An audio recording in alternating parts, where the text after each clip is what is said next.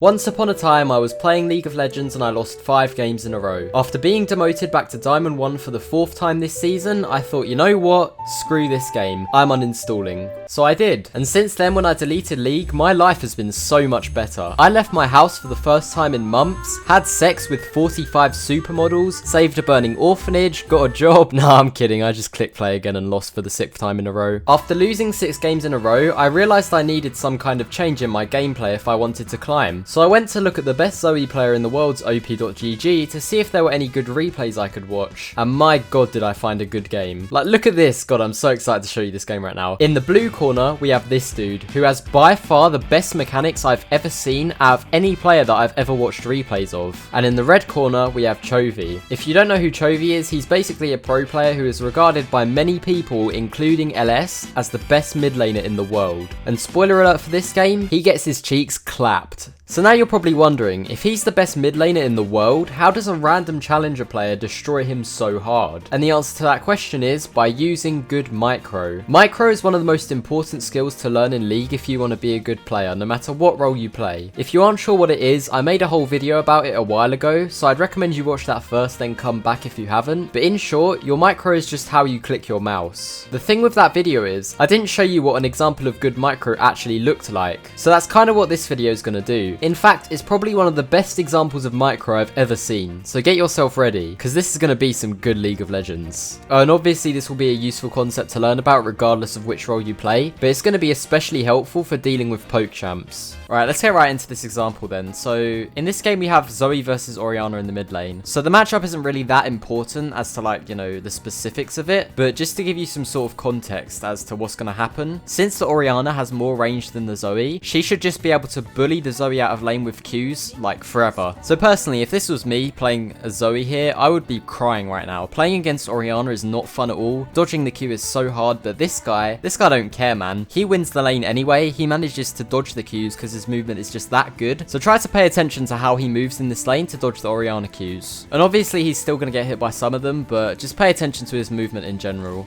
So right off the bat, the first thing to notice is that he stands outside of the wave to dodge the Orianna Q, or kind of outside of it to dodge the first Orianna Q. As for the second one here, you'll see he gets hit by it. Kind of undodgeable, that one. But pay close attention to the next one. The next one's really interesting, the way he dodges this, and obviously I'll explain it. Right there, boom. And then now, because Orianna's Q is on cooldown, he can take like a really good trade.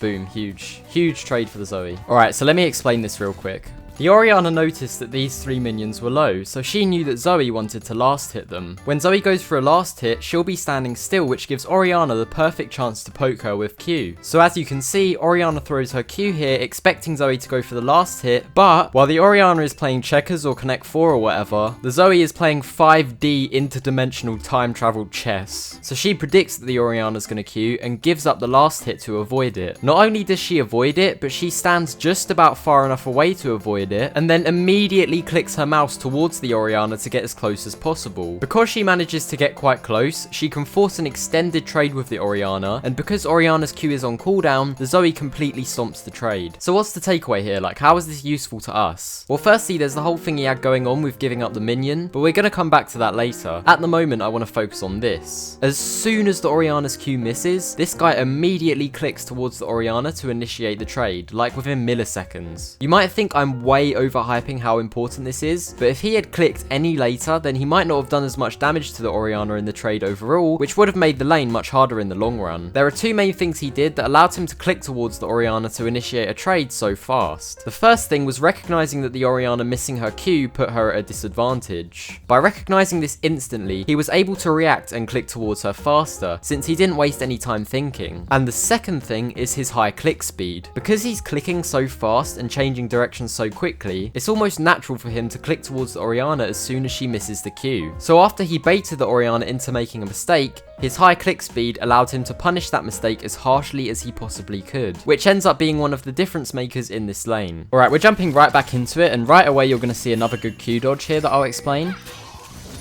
And right here, boom. Alright, so let me explain this real quick. Once again, the Orianna thinks that Zoe's going to Q the minions, so she throws out her Q, but Zoe is one step ahead and quickly changes direction to dodge it. So it's basically the same thing we saw the Zoe do a second ago, with tricking the Orianna into throwing out the Q by pretending to go for minions. So again, how does this help us? It's all well and good to say, oh, Orianna thought Zoe was going to go for a minion, and that's why he threw out the Q. But remember, this is CHOVY we're talking about here. He isn't going to fall for a trap like this so easily. The reason he's been caught in it both times is because the Zoe player has made small movements to trick CHOVY. You can see after throwing out the Q, the Zoe moves up slightly in this direction. If he was going to Q these minions, then this is the exact path he would need to follow to do it. But at the last second, he backs up and changes direction to dodge the incoming Orianna Q. The key to this bait was the initial click here that made it look like he really was going for the minions. Then CHOVY saw the click and was like, oh damn, I gotta punish him. But then Zoe was like, nope, just kidding, I'm not actually going for the minions, and then he dodged the Q. Right now, you're probably thinking something along the lines of, how the fuck am I gonna use that in my own games? Which I completely understand, because it's not really something you can replicate just like that. But the key skill that this Zoe player has that allowed him to pull this off is that he clicks with intent. He isn't just randomly clicking back and forth. What he's doing is thinking about the fact that CHOVY wants to punish him when he goes for last hits, and clicking in places that bait him into trying to do that. So, what you should learn from this is that you should think about how your opponent wants to trade with you, and rather than clicking all over the place for no reason, click in places that make it harder for them to get what they want. This probably sounds ridiculously hard to do, and honestly, it is. It's hard as shit. But if you can learn to do this, then you've pretty much become a micro god. And it doesn't have to be as complicated as it was here. Like, it can just be something as simple as moving side to side to bait out a Xerath Q, or back and forth to bait out a Fiora Q, or anything like that. And now after dodging the Q, the Zoe can walk up to Ori and punish it.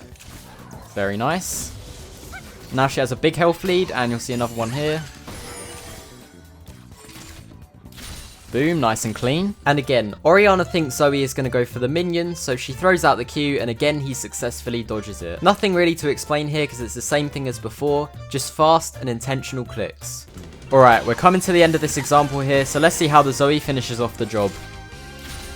So right away she dodges the Q, walks in to look for a trade. Ignite on the Orianna cleanses, runs her down. That's a lot of damage for the Zoe there, huge trade. And the Orianna has no sums, no health, the wave is pushing into Zoe, all she wants to do now is crash the wave and reset. But Zoe's not going to let that happen, obviously. She's looking for the finisher here on the Orianna. Balloon drops a Prowler's Claw, that's huge. Orianna's still desperately trying to push. Zoe goes in with the cleanse, Prowler's on the minion, lands the bubble, Q and dead. Clean play from the Zoe. And that right there is how the best Zoe player in the world dumpstered CHOVY in lane. As a quick recap, he clicked fast and he clicked with intention. CHOVY got baited into wasting his Q a bunch of times, and the Zoe was able to win a bunch of trades and eventually kill him. Hopefully after watching that game you can now not only understand what good micro looks like, but why it's so important. I mean, the best mid laner in the world just got clapped in a winning matchup because of good micro from his opponent. So I think it's pretty clear as to why I made micro out to be such a big deal back in that video. If you learned something from this video or found it at all enjoyable, I'd love it if you dropped a like or a comment. Either way, I appreciate you just for watching to the end. In a bit.